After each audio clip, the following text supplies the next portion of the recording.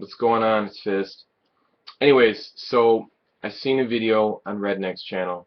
I'll leave the link somewhere in here or below, and it's whatever. You'll see it somewhere. So, anyways, I pretty much after I watched it, and I stopped it halfway through, and the guy was switching weapons, and it just pissed me off. So then I, started putting two to two together because I'm a Call of Duty player. I've been playing it my whole, that's what I've been doing on YouTube since day one. And it it's irritating to see stuff like this. I wish, after seeing that video, I wish somebody would come along and take the Call of Duty idea and just get rid of all the bullshit and copy the game and release it, and that way we don't have to deal with it. It's just this game seems so lopsided, and the funny part about it is that, you know, when you have people who develop the game, you got a bunch of yes men in your ear, like David Ronderhart and the people that he's creating the game for. It's my opinion, and I'm entitled to that. I just feel like that's what's happening. And this is like a prime example of it. I'm watching this video on a ship, right? A close quarter combat ship. And I've seen from everybody's perspective who's played this game, who's posted videos.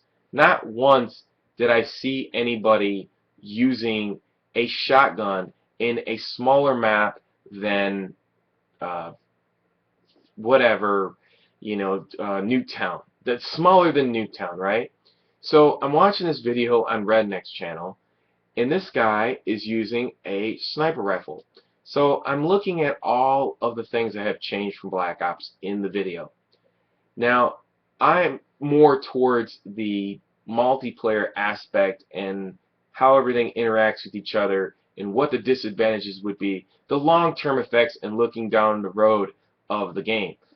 So in my history, I went to Call of Duty XP, just to give you a little background. I went to Call of Duty XP. I talked to the multiplayer, one of the multiplayer developers, Dan Budding. He is like, him and Vaughn are like supposed to be like, yin and yang. So when they were in the panel, they were like, the reason why there wasn't sniping in the game as prevalent as in Modern Warfare 2 was because of Dan Bunning. He felt that there should be more focus on the gameplay. So if you sniped in Black Ops, you realize that it took some skills and it wasn't that easy, and it clearly isn't as easy as it is in Modern Warfare 3. So now I'll go a little fast forward back to the video of Redneck's video that I just seen, and I'll post it somewhere, like I said. I'm looking at the setups, and I started counting how much you would have to tweak, or the balance in which you would have to outweigh this. First of all, I didn't see anybody using the shotgun on that map. So what does that tell me right off the bat? Is that the shotgun is useless. It's very weak. It's not going to be able to use, and when you have the particular group of people that they invite to their little shindigs, and they get all the yes men people there. Yes, your game is great. Yes, your game is awesome. Yes, yes, yes. But it's not really tested with the people who are going to criticize the game, give you constructive criticism at that. They don't want to hear it. That's the problem. So I'm looking at the sniper rifle, and these are the things that are completely highly different, as if they didn't need this stuff already. First off, you're on a small map. Your aim assist, it's a console game, so you have aim assist. Secondly, you have a scope that comes up that has a red line, which tells you once you get the red line into certain focus, you can shoot. Next, you have quick aim and mobility built into the sniper, which was never there. Then you have a laser sight that should not even be permitted for that class, because here's the reason. They deleted the attachment. They deleted steady aim as a perk, and now they added it as an attachment. So now you have all your perks, and now they switched over the attachments. So basically, you're running, you know, they say you can only run 3 perks, but essentially you're running 6 perks on your weapon because you have 2 attachments. The one that doesn't cost you after the point, you know, the extra 2 points, but the 2 you get automatically. So this guy's running 3 attachments, mind you. He's running laser, which is steady aim, off the hip on a sniper, 6 to 8 feet out. The pros and cons have far superseded from what the last version. Because steady aim, you can't see off the hip. You know, there was no such thing as a laser. Now the laser actually constricts the reticle and gives you 6 to 8 feet to see off your hip. I mean, isn't it bad enough now that you have snipers with steady aim or aim assist that you give them this attachment? I mean, they shouldn't be able to even get that attachment. Then they get a little computer that stops the gun from kicking. So it's basically kick. So you got kick, steady aim, which is the red laser, that's 68 feet off the hip, reduces the reticle. Then you have infrared. The guy was using infrared. So you got infrared, laser beam sight, reticle reduction, 68 feet off the hip, kick, aim assist, the red ring, mobility. I mean, and then the perks that they're running, who knows what perks they're running? Why would I run a shotgun? I mean, I don't understand the reasoning behind that. You know, the only thing I could think of is like, it's an arcade shooter now. It's nothing tactical about it. There's nothing tactical about it. You might as well just call it Sniper Call of Duty. Sniper Duty. I mean, why would I use a shotgun when I can have like 6 perks, 3 perks off the side? That's like 9 perks on a sniper rifle. Built-in mobility, built-in aim assist, built-in quick aim. That's 3 more perks that you don't even have to earn anyway. What's the point of using a shotgun? I can't use an SMG. There's no point of ADSing in Black Ops 2 if you have a laser sight on your weapon. So what did I tell you? Not only was it bad enough that a sniper could just go a 50-pound laser beam sniper scope and go boom and you're dead. I mean, it takes me. Why does it take longer for an assault rifle or an SMG? Now I have to pull up an SMG or assault rifle, and it takes 3 to 4 bullets, including when you're online. How can you win? How could that possibly be fair?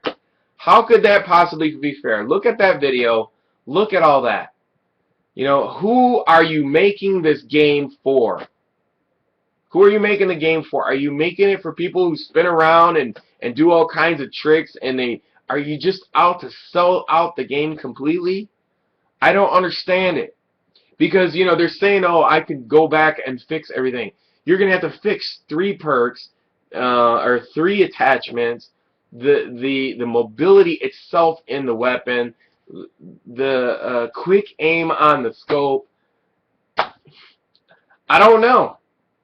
I don't really know. And then you wonder why your game is like down in pre-orders. Look, man, for the majority of us, and this is what this Call of Duty Black Ops 2 is made for about 200 people. That's who this game is made for. It's made for 160 people on the MLG tour list and about 40 other friends that whatever like to quick scope. It's not made for 10 million people, Activision. This game at Treyarch is made for 200 people only. That's who the game is made for. And it's ridiculous. And I hope, you know what? You know, I hate to say it, but, you know, I hope this game, you know, I'm not happy with this. I'm not happy with the way this game is being made. And I'll tell you what, when this game comes out, and if it comes out like I think it comes out, I'm going to give it my peace of mind. And you know what? I might just quit Call of Duty. You know, you want to get rid of us hardcore players? We are the roots. We are the roots in this game. You understand that? once the core group of people leave Call of Duty, your series is done. You have to start paying attention to the people who already patronize your game. We don't need MLG. The game is already successful without it. And I'm not having nothing personal against the people who play MLG or who are in MLG. Matter of fact, I would like to try it myself.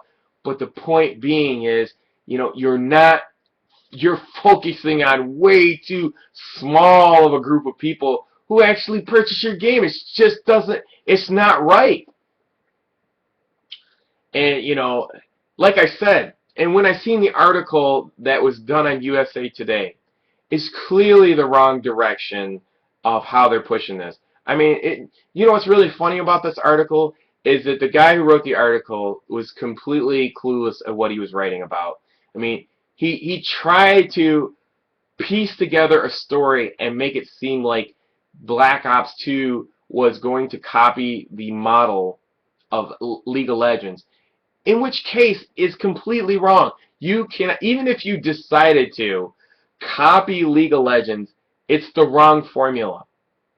Even if you did that, this article, the way it was set up, if you didn't know Call of Duty and if you didn't know League of Legends, if you didn't know what was going on in the community, it would seem like it was some razzle dazzle article. But the article is like, it takes a major league player who says he plays on the PS3, has a picture of him with an Xbox controller, and he talks about, hey, I take my PS3 with me wherever I go to play Call of Duty because I like the game.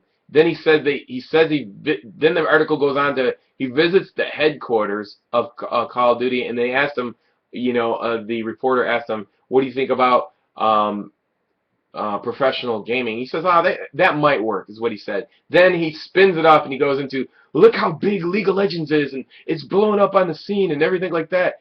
And then, like, you cannot copy League of Legends. Call of Duty is a different monster. You have to build a social structure of people around it before you can focus in on professional league play. If you're not going to spend the money. If you're going to spend the money, go ahead, do MLG all day. But Activision's not going to spend. They're not going to give you out of their $1 billion, $1 million, $2, $3, $5 million like League of Legends, like Riot does to League of Legends. They're not going to do it. So the whole point of this story should have been written like this. What Activision needs to do for it to be successful like League of Legends is to hold huge socials. And then that way you hold a big Call of Duty social event. You bring everybody so everybody can play. You reward everybody these fucking peanuts. Like all shotgun match, all just regular with kill streaks, blah blah blah.